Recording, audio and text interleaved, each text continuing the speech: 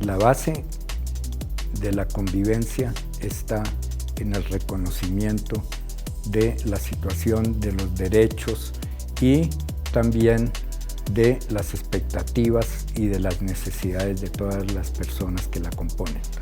En esa medida, digamos, lo que llamamos los derechos humanos no es más que el reconocimiento de las necesidades de la vida para todo el mundo.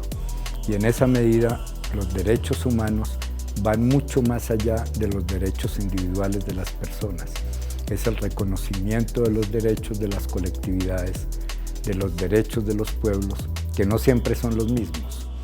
Los derechos de los grupos étnicos no necesariamente coinciden con un planteamiento general y universal de los derechos. Y aquí podríamos remontarnos a la primera generación de derechos que fueron los derechos del hombre allá. Acordémonos de que estuvo en la base allá la independencia cuando nos llegaron los derechos del hombre, allá de la Revolución Francesa y todo este tipo de cosas.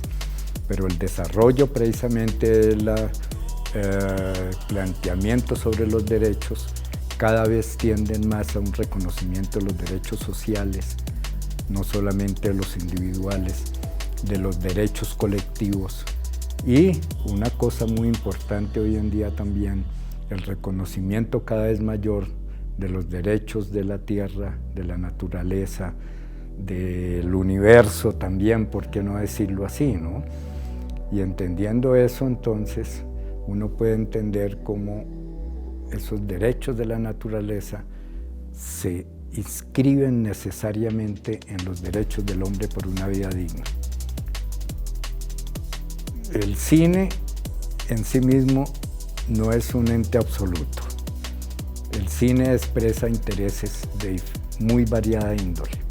Entonces, ¿de qué tipo de cine hablamos? Porque hay muchos vertientes del cine que uno podría decir que precisamente fomentan la guerra, fomentan los intereses, y el cine en general no es una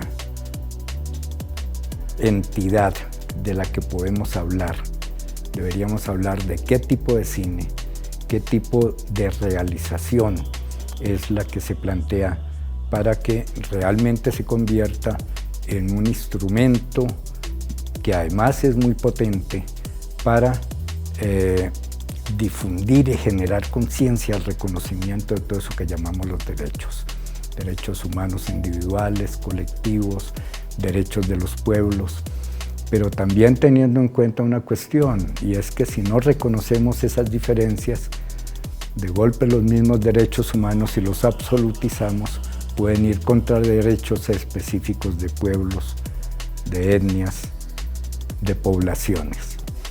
De modo que ahí, digamos, podríamos decir que el cine podría convertirse en una herramienta de pensamiento libre, de pensamiento mucho más incisivo en la defensa de los intereses de la gente, que en últimas son la base de los derechos.